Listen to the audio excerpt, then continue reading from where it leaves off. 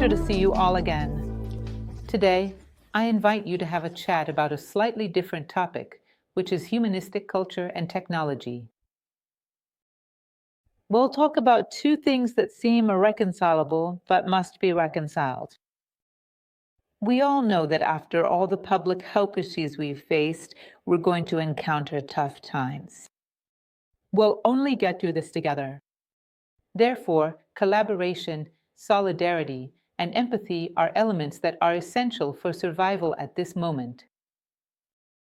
And meanwhile, we also have an increasingly accelerated trend, which was even boosted during this pandemic, of using technology.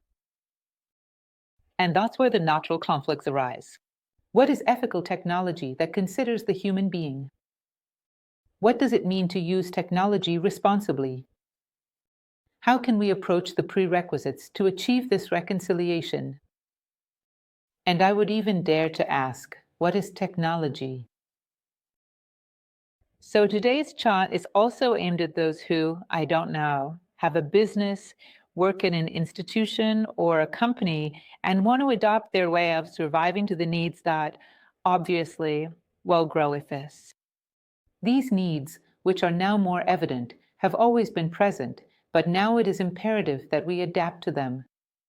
In other words, a humanistic culture of social responsibility and sustainability is something that is unlikely to be reversed.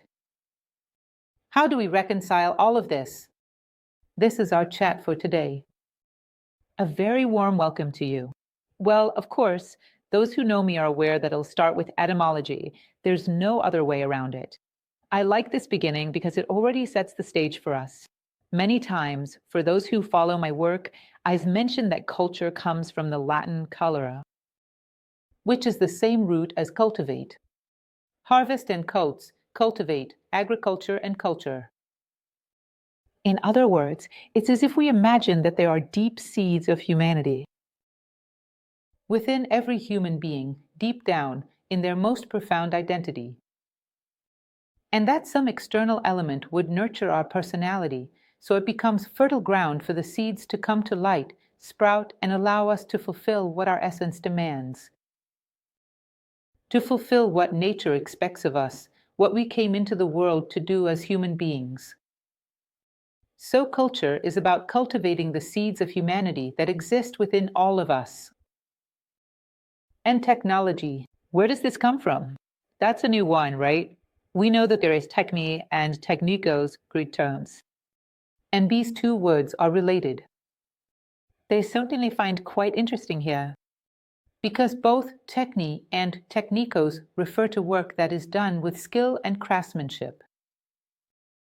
And there isn't a machine that performs this work, but there is a way to make work increasingly executed with skill and craftsmanship.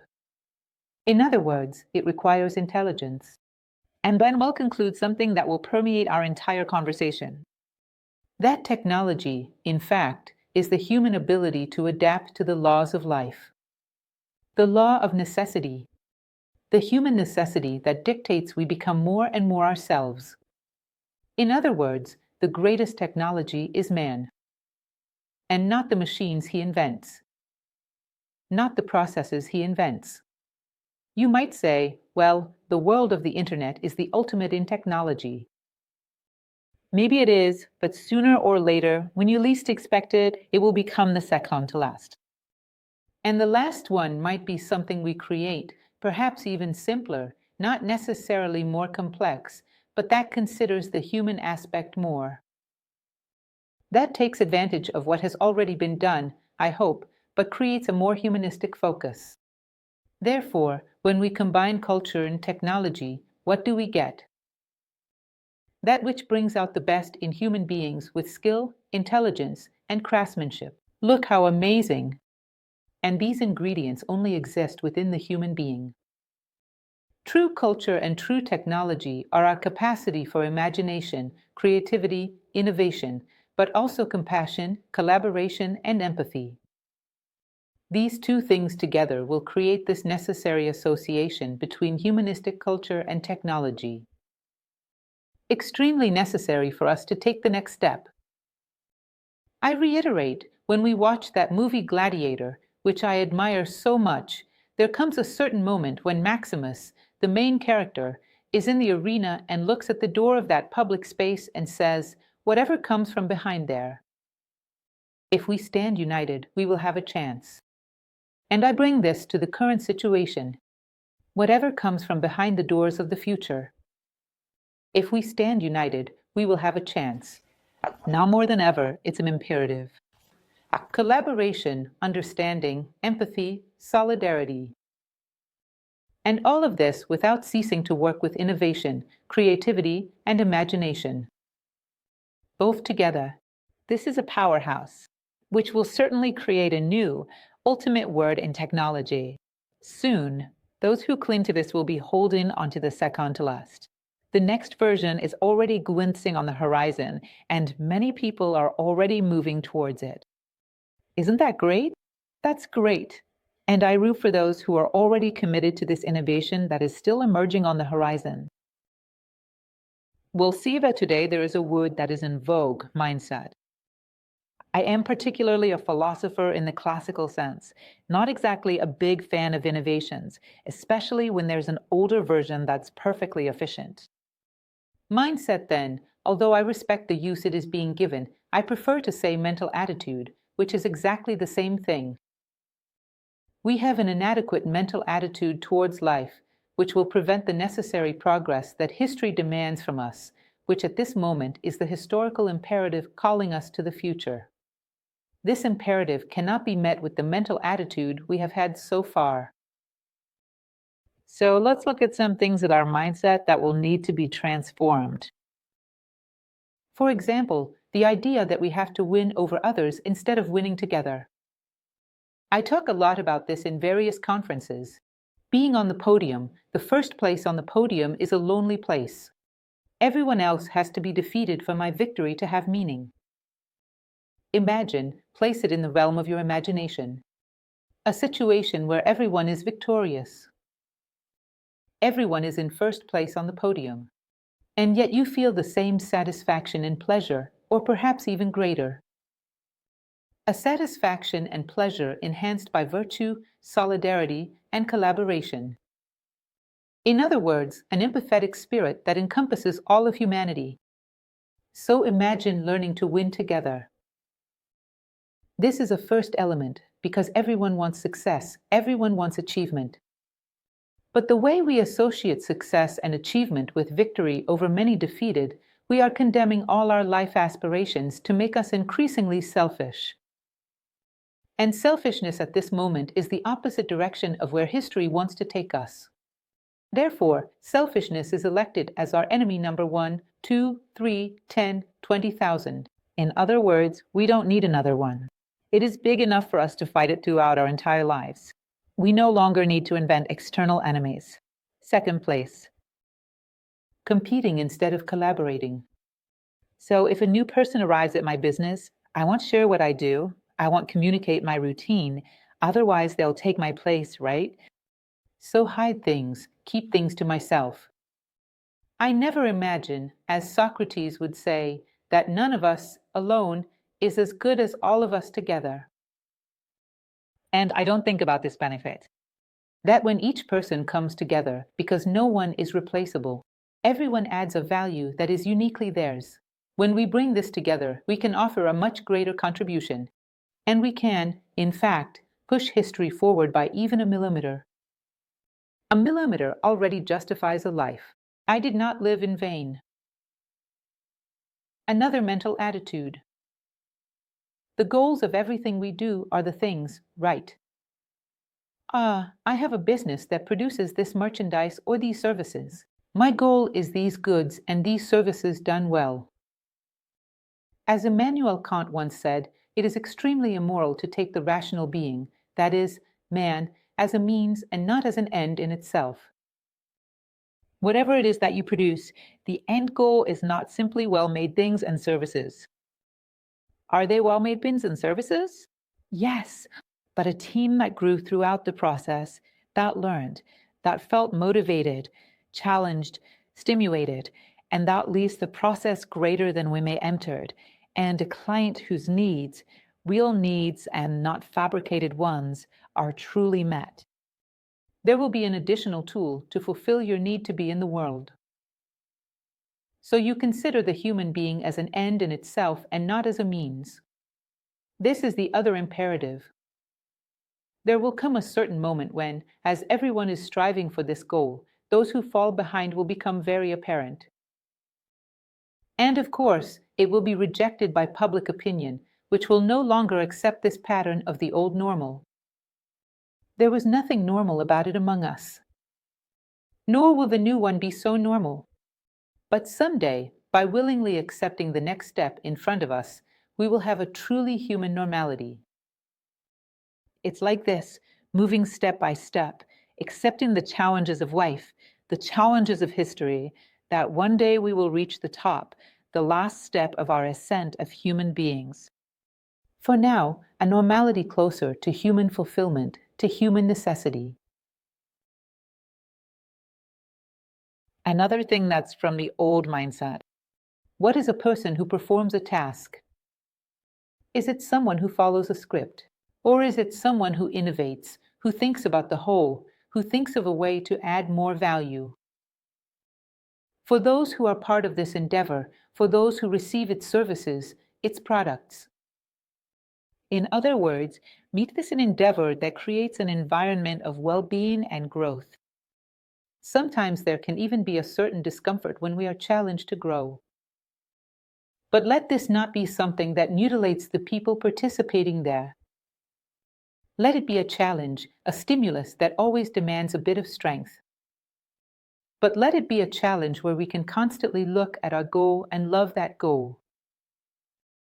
And deeply desire to get there. Let the goals of what we do also be the goals of each person participating in this endeavor. So, the one who sticks to a script is also very conservative, merely reactive and not proactive, and resists innovation a lot. And life doesn't stop. Remember Heraclitus, no one bathes in the same river twice, because the second time the river is different and you are different. Therefore, those who freeze end up falling behind. That's inevitable. And we must awaken in people, cultivate in people, first and foremost, the ability to overcome the fear of growth. Secondly, to have the pleasure, the satisfaction of seeing that today he is a bit more human than he was yesterday or the day before, meaning that his consciousness is evolving. Therefore, don't think that performing a function well is about following a script, but rather about actively participating in the health of the whole. I find it amazing when, for example, we see various cases of a person who has a minor brain injury and sometimes neighboring cells, neighboring tissues, develop an extra function to cover the space left by the damaged tissue. And you look at the person and sometimes you hardly notice any after effects from it because it's a compensation from those around. It's evident that you notice in nature, in the biology of our body, a structure that considers the body as a whole and meets its needs. And not just each person clocking in and doing only what is required of them and nothing more. And of course, as we grow, as our consciousness becomes enlightened and expands, we better understand the purposes of life and become more active collaborators in it. And this is one of the necessities. I collaborate with life wherever it demands me. And everything I participate in must have life. My family, my group of friends, my work group must have life. Because no one survives amidst a decaying body. Continuing, I brought you a cartoon of two medieval soldiers facing a dragon, both armed with a bow and arrow. One of them looks and says, "Wow, it's so big, we can't possibly win." And the other says, "Wow, it's so big, there's no way to miss." In other words, it's the same obstacle, the same resource, but one person's response is, "Yay, a challenge." The other person's response is, "Wow, I'm going to run, it's too big for me." In other words, perhaps due to the complacency of many generations, we have a tendency towards comfort, stagnation, and conformity. We have the habit, when faced with challenges, instead of running towards them, because they are a high step, and if you overcome them, you will see things with much greater breadth. Are you going to breathe thinner air? No, we run away from them. Look at your little lion when they're playing a video game. When you give him a really difficult video game, does he give up or does he get excited, feeling challenged? He'll overcome all these stages. He'll tell me, buddies, I'm at level 7. In other words, he feels motivated by the challenge. And we run from the challenge.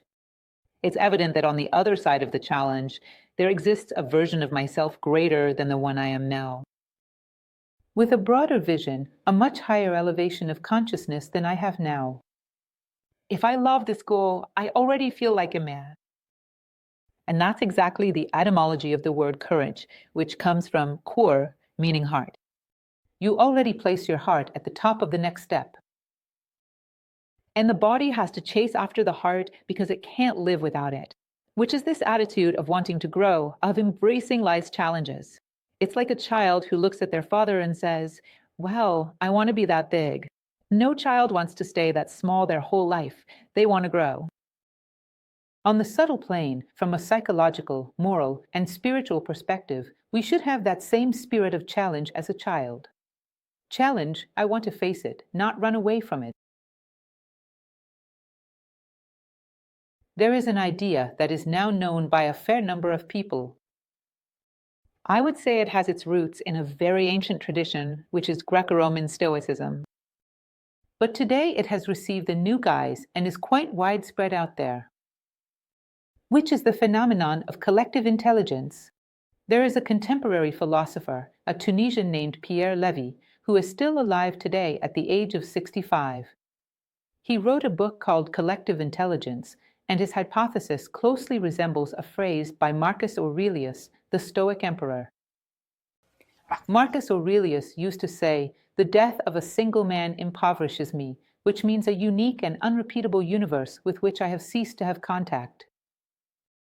And Pierre Levy comes along and says the following: there is no man who knows everything, but there is also no man who knows nothing.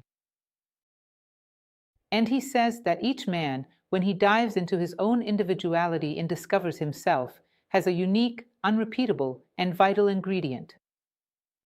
And this ingredient, ideally, would be something that all of us, as if we were preparing a great soup, would pour our ingredient into. Without fear, without wanting to keep it just for ourselves. We should deliver what we came to offer to the world. Our sacred word, our essence.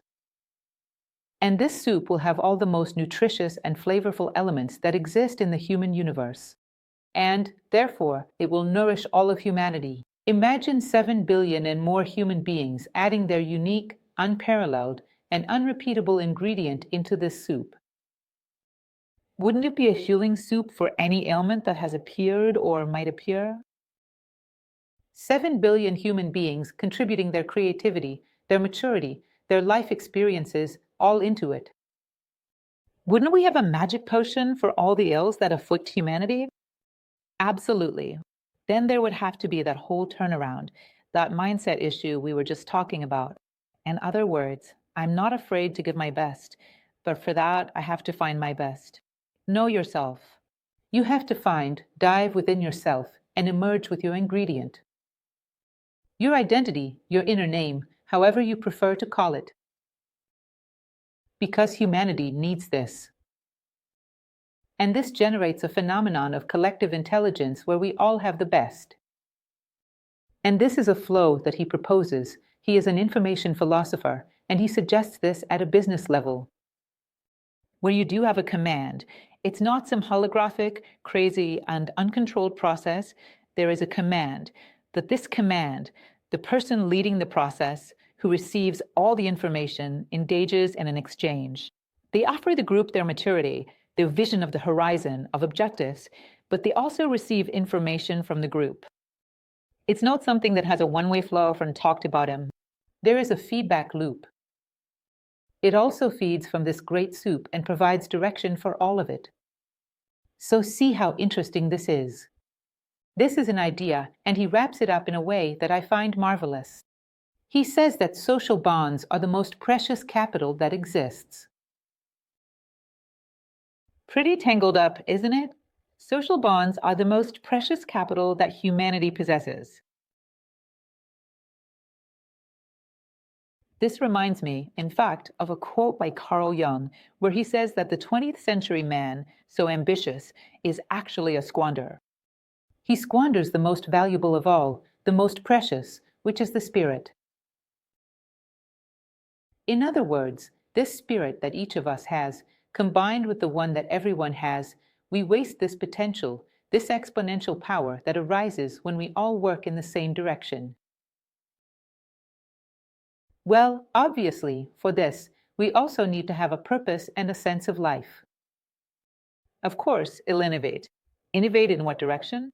What does humanity need? I don't even know what I need, so how am I supposed to know what humanity needs? I never forget a quote from Steve Jobs, who is so creative, so innovative, when he said that he didn't read public opinion research to launch his products because he didn't want to know what people wanted. He wanted to know what people needed. And sometimes even they didn't know. He perceived what they needed and told them. He didn't give them what they wanted. Starting from the principle, it's obvious that people are sometimes so alienated from their own lives that they don't have a clear purpose. Therefore, they don't know what their needs are. If we want to work towards directed innovation, a humanistic innovation, we need to know where humanism stands. Where is he? So that I can align my machine in that direction. Isn't that right? So, purpose or sense of life is very much like that famous phrase from Alice in Wonderland, where Alice comes to the cat and asks, which is the right road? And the cat says, "Where do you want to go, kid?" "I don't know. I have no idea." For those who don't know where they want to go, any road is the right one. Nothing is right or wrong, true, false, corrupt, or integral when you don't know where you want to go. Hence the need to establish a human purpose. In other words, when everything is over and in there, right at the door of that unwanted visitor, as Manuel Bandeira said, which is death. When I look back, what do I want to see? What trace do I want to have left in the world? Do I want to have been a factor of addition for the world, for others, and for myself? What do I want to have done? Define your life's purpose, where you want to go, in the realm of being. I want to be a more just and fraternal person than I'm today. For example, I always use this example because it's my case, it's my purpose. I have this purpose. Do you realize how precious this is? From there, I have an identity. Who is Lucia? It is one in which every step it takes is directed towards justice and fraternity. If it's not directed towards it, it's out of place or it wasn't her. I have discernment, which leads me there. Well, I hope it doesn't lead me astray. Because I have a spirit of mission, I want to build something, I want to build myself, and build my contribution to the world. And I have, evidently, an identity. I have discernment and I have values. Because value is like that too. What is the work of a man who doesn't want to get anywhere? If I want to get there justly, that's what leads me there. Unjust is the opposite. I don't want to get anywhere. What is just? What is unjust? Is that what everyone thinks? Is it what confession? Do you think so? Just between us, secretly. Do you think fashion is a good advisor? Look, take a moment to reflect on history and you'll be surprised. It never was, at any moment. Either your values are shaped by your life's purpose or you have no values. And then you're like a feather at the mercy of the wind. Where you go, it's the wind that decides, not you. And the wind is the trends of the collective of fashion, generally irrational and manipulated by someone. There's someone blowing my feather. Pythagoras, I've mentioned this to you countless times, asked his disciples to keep a journal. Folks, try it for a week, just as an experiment. It's a very straightforward journal. I have a purpose. I want to be a human being in a certain way, and to have rendered such service to the world. Today, did I look that way? Did I stand still, or did I go in the opposite direction? Because if I went in the opposite direction, tomorrow I can turn it around. I also keep an eye on what's pulling me away from myself. So, a strategy unfolds so that this doesn't steal from me anymore.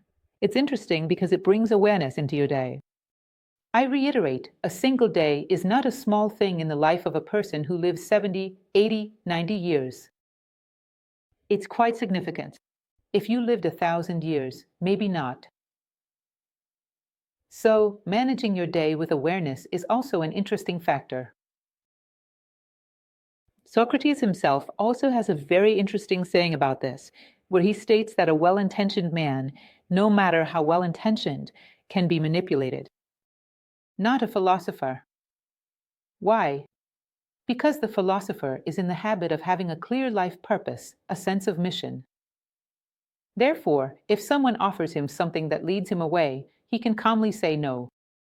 When a man is merely well-intentioned, someone with a silver tongue can convince him that he will be doing a great favor to humanity if he starts spreading hate speech, aggression, violence, and sometimes that person falls for it. Many times throughout history. This is a history spanning millennia. Often, the well-intentioned are manipulated, used as pawns for dubious interests. How many times has this happened over these millennia of history? If we had time for it, I could tell you about 10 cases. So, this matter of purpose, of wise meaning, is fundamental to facing the world in a different way. Innovate in a more humanistic direction. Another factor I want to draw your attention to, the idea of unity. Everyone talks about it, but sometimes we don't understand. Unity, if we use the Indian terminology, is the dharma of the manifested universe. Everything moves towards that, and nature uses it all the time. So you have a bunch of particles flying through the air. At a certain moment, these particles come together and form an atom. Do you realize that an atom amplifies the potential of these particles? What couldn't they do on their own, but as an atom, they can achieve? Nature doesn't stop there. It combines one atom, 2, 3, and there you have H2O, right? It already produces an element, which is water, which an atom wouldn't be able to produce, but a molecule can. In other words, it comes together to amplify potential. And it doesn't stop there now. It gathers a bunch of molecules, and in an organic being, it produces a cell. It tremendously amplifies what a cell can do, something a single molecule couldn't achieve. It unites to amplify potential. Then the cells form tissues, the tissues form organs, and the organs form a body, which can paint a Mona Lisa del Giocondo or sculpt a Moses, a creation of Adam, and so many other things. To sculpt or paint a creation of Adam, isn't that right? A man who creates wonders. A single cell, a tissue, or an organ wouldn't be able to do that. In other words, nature brings things together, and also on a macro level. It brings together a star with planets orbiting around it, along with various other star systems. Soon you have a galaxy, which is a powerhouse, something a single celestial body could never be.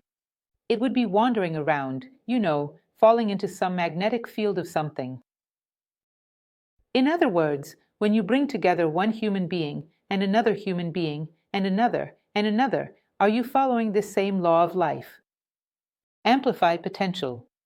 Or does it sometimes end up worse than a man alone? Notice how many times this happens. Joao worked alone, producing X. He added Jose into the mix, all right. Because Joao started competing with Jose, he didn't want to teach Jose the job. Jose thought he was outdated, dead and old, didn't know anything, and wanted to reinvent the wheel. The two didn't get along, meaning together they produced X divided by 2, or X divided by 4, or X divided by 10. It takes a huge amount of time to get back to producing the X that Joao used to produce on his own. And if you add 10 more people there, it seems to drop even further. It's going to be a strange event. Humanity goes against the grain of nature. It brings together and weakens rather than amplifying potential. Look at that mental attitude we were talking about. Provoking this reversal of nature. Of course, if you go against the flow, you're going to cause an accident. There will be collisions. We are clashing with the logic of nature. We don't unite, we pile up, we don't compose, we don't collaborate, we compete, and that's madness. This doesn't work. So observe this idea of unity, of union, of the search for the one, how it is creative, how it is brilliant, how it is one of nature's best tools. Beauty is created this way. The union of different colors, a beautiful painting, the union of different sounds, a beautiful melody. Beauty, aesthetics are created this way. Ethics is created this way. You bring together various values in a person, various potentials, and he wants to exercise this in an integral humanistic way. He brings all of this together and amplifies it, using it in the same direction, like focusing all the light into a single point, a laser beam. An ethical man is a man of tremendous power. In other words, nature also operates in relation to human nature. It's just as you haven't learned how to use it yet. What else do we have? Security. This is another element that really holds us back from developing this culture of collaboration, this technology of collaboration. Because we think we're safer staying the way we are. If you mess with it, it gets worse. It's better to leave it alone. And sometimes it's not even good. But it's better to leave it alone than to try to innovate, because what if it gets worse? And then I use for you the example of Einstein's bicycle. Einstein used to say a famous phrase that life is like riding a bicycle. It only balances when it's in motion. Try staying balanced on a stationary bicycle, and you understand what Einstein meant. And life is like that too. It balances in motion. If you want to stay still in a world where everything moves forward, soon you'll be falling behind. Soon you have lost your sense of security. Security lies in having rhythm, just as life does, in walking side by side with life. We'll talk about that in just a moment. Maximize tools. In other words, when your little one goes to play a video game, they learn to use all those game controls. We have to learn to use human tools. Which are what? The computer. The computer is an application of tools. The tools are intelligence, creativity, imagination, will, love, solidarity, compassion. These are the human tools. You learn to use them, and it gives you a boost, like in a video game. Whoever learns to use those tools can jump, do somersaults, and defeat their opponent. At least in my old Super Mario days, that's how it worked. So you learn to use human tools. It's a curious thing because often the old paleontologists used to say that Homo sapiens differentiated from Neanderthals because they began using their minds to produce tools. And as time goes by, history brings to light and exposes all our hasty conclusions. Nowadays, there's no one working in this field who doesn't recognize it because it's been found in abundance. Neanderthals also had tools. These tools, like a hammer, a knife, they also knew how to polish a stone, make it sharp. They knew how to use that too. So it wasn't that which differentiated sapiens from Neanderthals. Today there is a new hypothesis. I don't know if the future will respect it, but in any case, I think it's much better than the previous one. They think a tool that made sapiens prevail over Neanderthals. Do you know what it was? It was collaboration. The ability to work together for a common goal, even with people you don't know very well. But when it's about working towards a common goal, it's possible to collaborate. It's possible to combine efforts. You see, collaboration, combining efforts. Sapiens discovered this, and it seems like they forgot right after, right? And we are trying to remember it now. Perhaps we are, as Dr. Nicolelis says, on, not, soul, sapiens. Because we are having to relearn this fundamental tool, and this is a great moment for that. Bringing to light our latent powers, which are not magical, esoteric, or paranormal powers. They are very normal powers. The latent capacities in humans are the values, the virtues that belong to us and that we use so little. We're so used to just pressing the button on the software of life and running through the tracks that are already well laid for us to live a life that was already lived before we were born. In other words, our dose of innovation, none. Our contribution, none. What else? Rhythm. You'll notice that this is another secret of nature that I find incredible. You can see the planets orbiting around the sun, each at its own speed, each at its own distance, each in its own rhythm. The harmony of a solar system. You see the rhythm of nature, whether in a year, the seasons that allow us to have food and survive. Whether in a day, also the moments that allow us to rest, recharge, and return to wakeful activity. Nature is entirely cyclical. Then you look inside your body and you'll see it's the same thing. The body doesn't adhere to any kind of inertia. It operates through rhythm. It's the rhythm of your heart, the rhythm of your breathing, the peristaltic rhythm of your intestines. All life works based on rhythms. But when we act in the world, we fall into inertia with the greatest ease, not respecting any rhythm. And we think we won't lose our life either, because if your heart decides to fall into inertia, that's the end of physical life. And inertia also kills other types of life. Life in the psychological, moral, and spiritual realms becomes unfeasible, because life always sustains itself through rhythms. If you don't know how to create and maintain them, you won't vitalize any field. Whether it's your internal life or the external life in the environments where you participate. It would be a contributing factor in favor of life. Simplifying, another fundamental principle for our goal. We live in a time where this has also become a habit, which is to complicate things as much as possible, the so-called bureaucracy. Why do I complicate things? So that what I do is considered very important. I inflate what I do, like a frog that puffs itself up to appear bigger. We inflate what we do through complication and bureaucracy to make it seem like we're doing a lot. I always give an example of that person to whom you hand a piece of paper and say, deliver it to that room. She asks you, but what do you mean, folded or stretched out, in hand or inside an envelope? Do you want me to knock on the door or just open it right away? When I open the door, do you want me to talk to the first person I see, or should I ask for someone specific?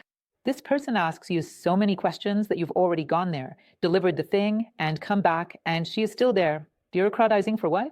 Deep down, she has the illusion that you'll think she's very efficient. In reality, she's just complicating life. Simplicity is the ultimate sophistication. It is said that this phrase is attributed to Leonardo da Vinci. Simplicity is the ultimate sophistication.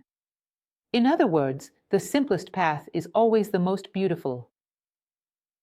The one who, without rushing or destroying anything, that is, with minimal harm, reaches their goal in the most natural way. Like water finds the path to flow and reach its course. Follow its natural course, and nothing can stand in its way. Exactly because it knows how to find the simplest path, but doesn't let anything stop it. Never give up. Abolish little fences. You're going to say, now Lou has gone crazy. What the heck is a little fence? We are full of little fences, folks. Full of little fences, in such a way that sometimes I find myself watching a person speak, sometimes attending a conference, little fence 1, little fence 2, little fence 3. Soon, there will be enough little fences to surround the Maracana Stadium. What exactly is a little fence? For example, in relation to education. Who educates the child? Ah, it's the school. No, it's the parents. All right, the father is educating his child at home, but there's the little fence of his house. Beyond that little fence, he's no longer an educator. He's just the educator of his own child. So, beyond the little fence, he sets a terrible example for the children, for the young people in the neighborhood. He behaves any which way. It's evident that this is not a virtue. He is not an educator. He is a hypocrite. And children, teenagers, they are very intuitive. They notice the gap between the real face and the mask. You are truly educate anywhere. As the biblical phrase says, you cannot serve two masters at the same time. Therefore, do you want your actions to be an example for the upbringing of the children and young people coming up? Or are you going to do this all the time? Because even the popcorn vendor educates. Everyone educates. Or do you do it all the time? You are not an educator anywhere. There is no education with a little fence. Then comes the business world. Let's train a person to compliance and everything else so they can be ethical within the company. If he's not ethical, broadly speaking, in traffic, with his family, with his group of friends, with the neighbors, Iona, it's not going to work at all. In other words, he is either ethical or he is not, because this isn't something you do part-time, strictly speaking, just within the confines of the company. That doesn't work. We must understand what ethics is and what it provides us and apply it throughout our entire life, or we won't apply it anywhere. We are one. And therefore, we cannot fragment our behavior as if we were many, because we end up being none. They are masks with little coverage. Those who want to be many, I reiterate, end up being no one, being nothing. Therefore, if a virtue is viable in any area of your life, and there it unties knots, opens paths, and makes things flow, apply it in other environments.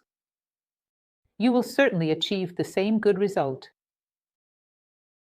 So, tear down the little fence. Unfold your life purposes into your business purposes, into your work purposes, adhering to the principle we just discussed.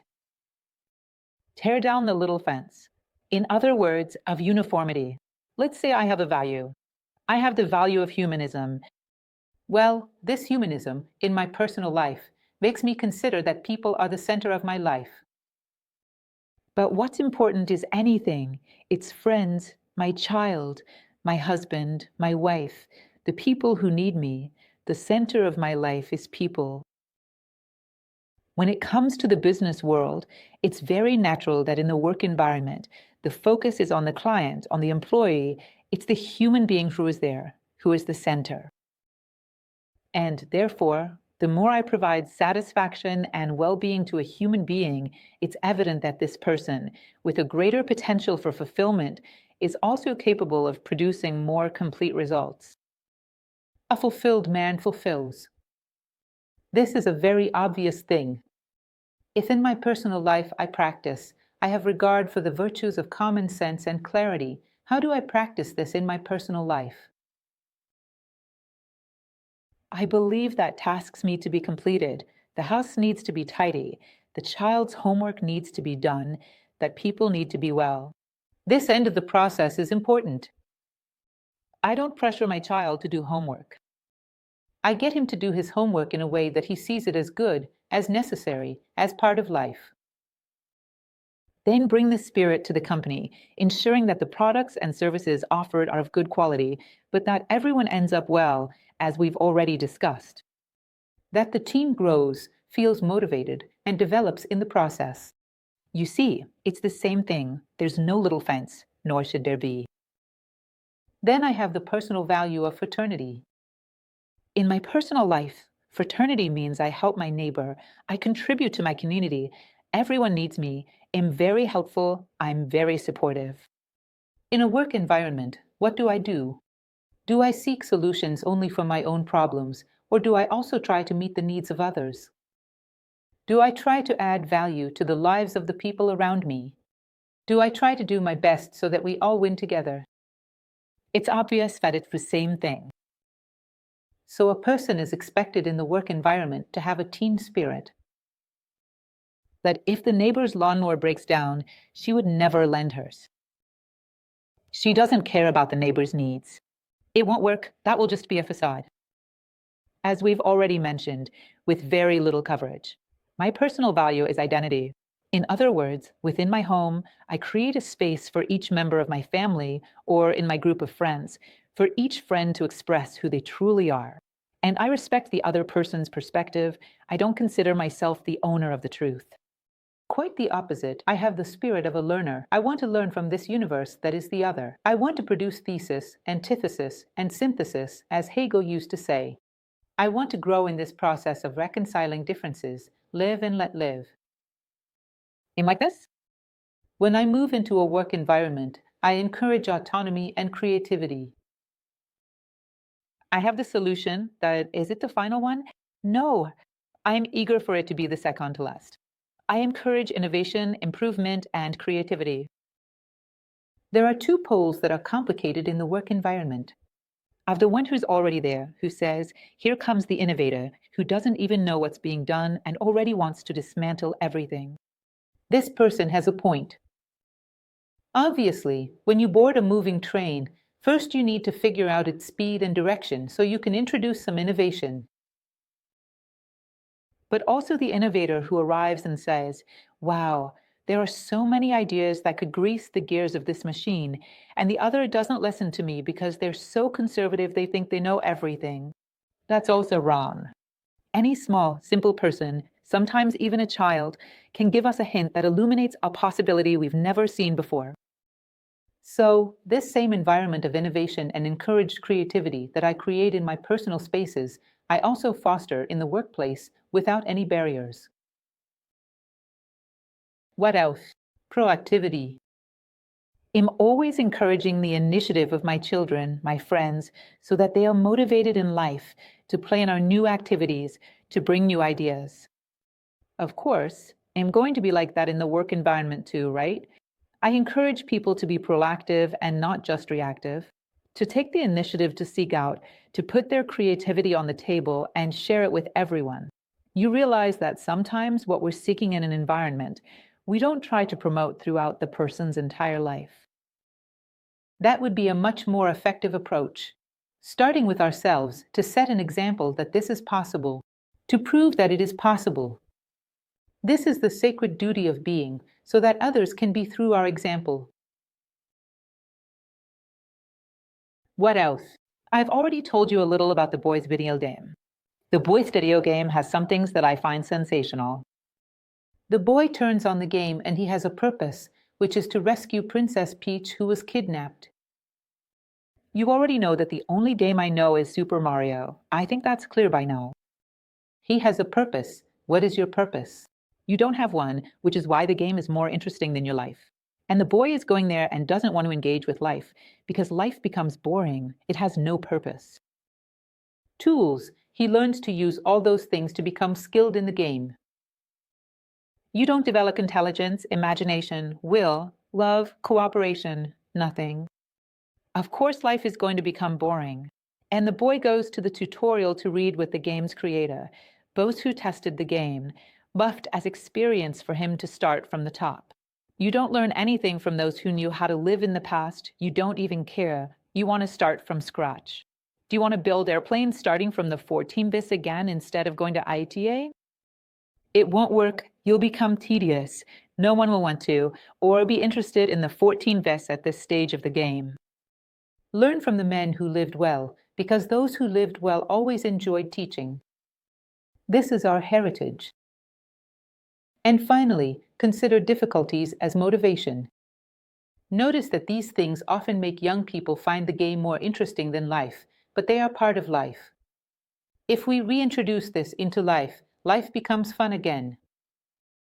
And of course, we need a life that is motivating. Because life requires our collaboration. And it was us who made it so bland, not life itself. It offers us a wealth of opportunities that no game would dare to offer. We are the ones who limit it with our limited mental projection. Another important thing, and in speaking to those who are up to date with the latest in the virtual world, the new technological inventions and all that, you have to know that you are dealing with at least two worlds. At least, I believe that in reality there are multiple worlds, but at least these two I can locate very well. In other words, one of the aspects of the mindset that needs to be developed is speaking at least two languages, my dear. Let's say you are that citizen who is inventing technology.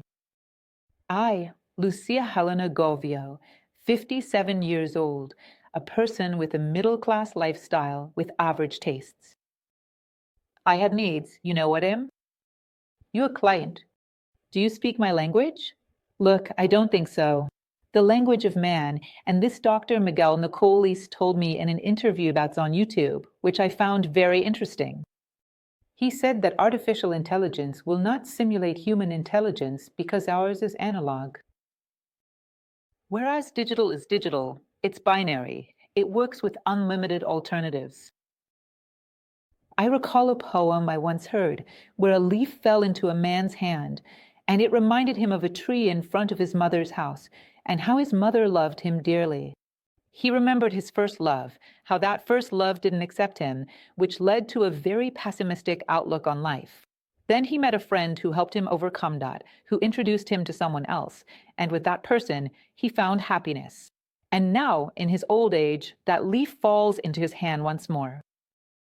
And he created a line of reasoning that is a twisted path for a computer, something crazy. Because they are multiple associations that the human mind makes through symbols, through unconventional things. It's extremely difficult. Extremely difficult. How's it going to simulate something? The human being is analog, symbolic, and intuitive. Sometimes it makes simulations, associations even with things that haven't happened, with dreams that are in the future. He has a vast array of possibilities. And that's something you're going to have to learn if you want to talk to me. Don't come at me with ones and zeros because, as Dr. Nicoli says, man is shrinking to fit into digital intelligence.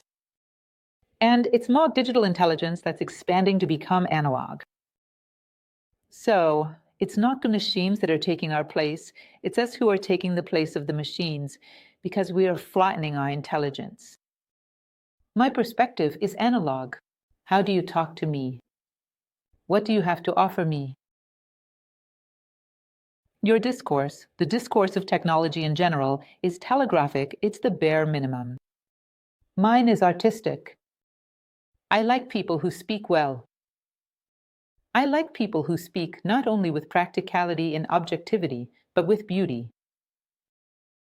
I remember a story that circulated a lot on the internet years ago, and I'll never know if it's true or not, but it's very interesting nonetheless, about a blind man begging for alms in front of a park.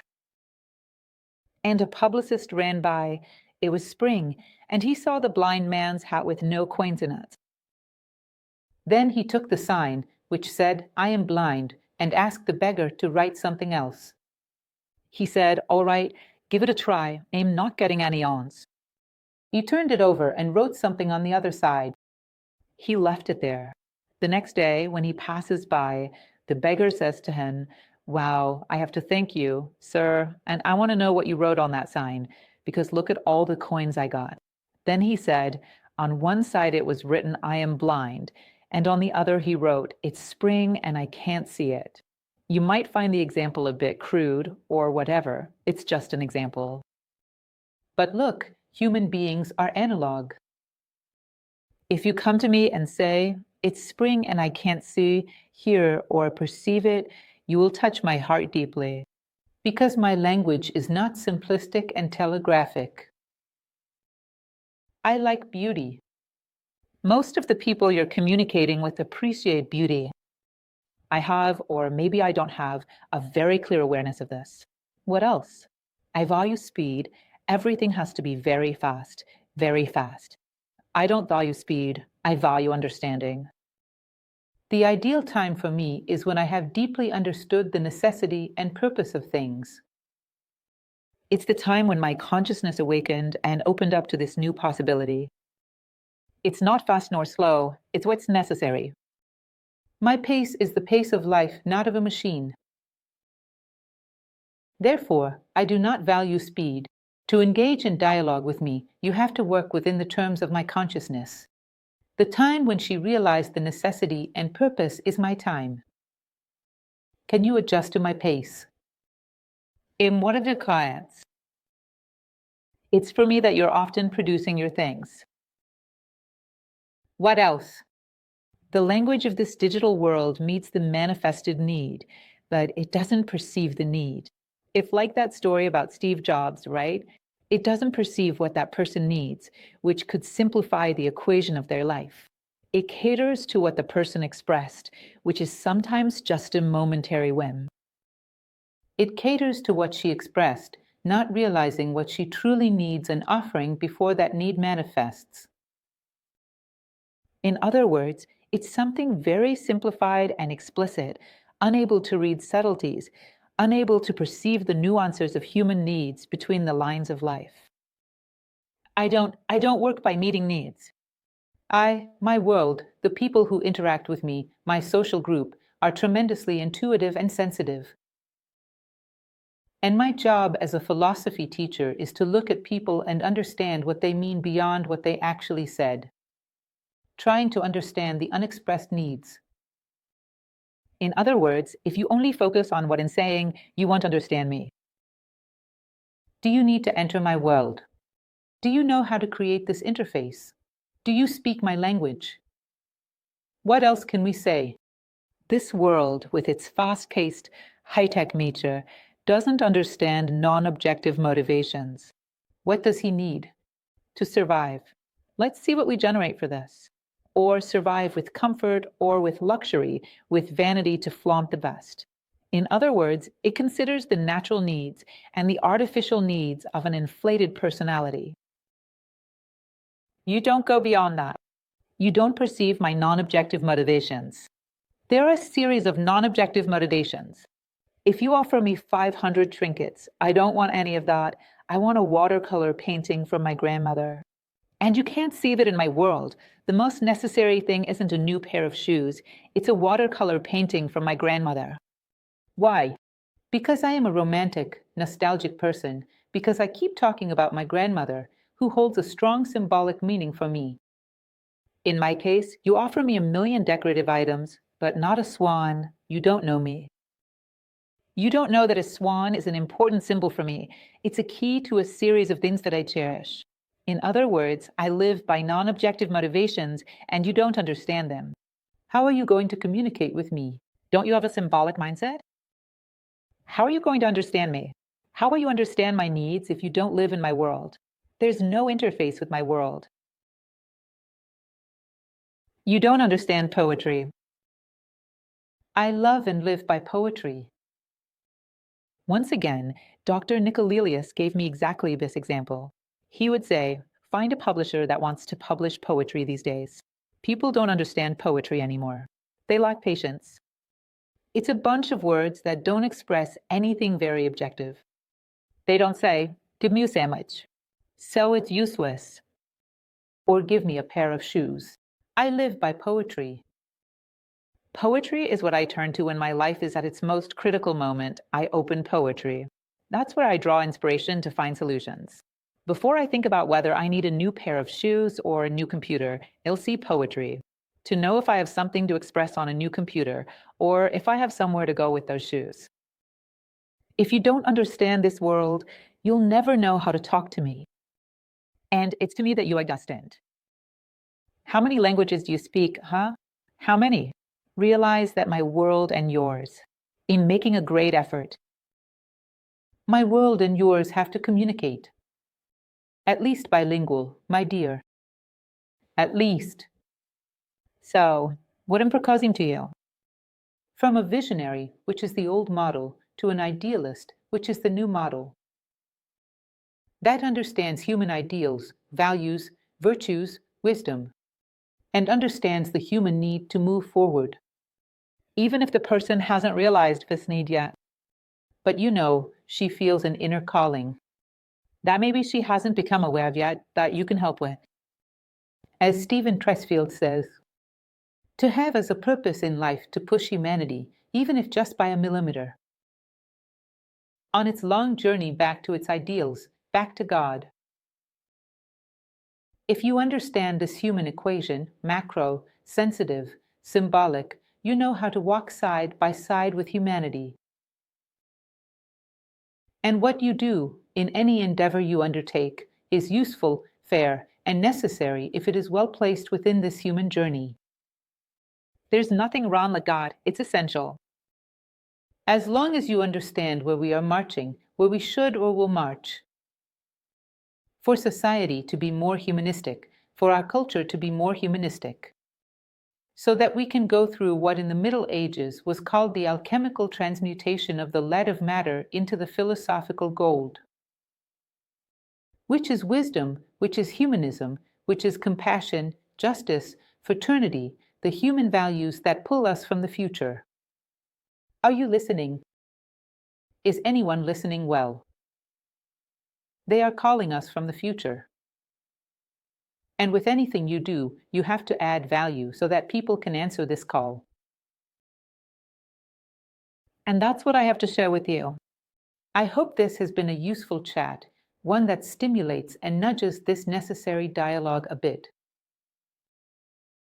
There are already people starting to move to try to understand. Be a part of this.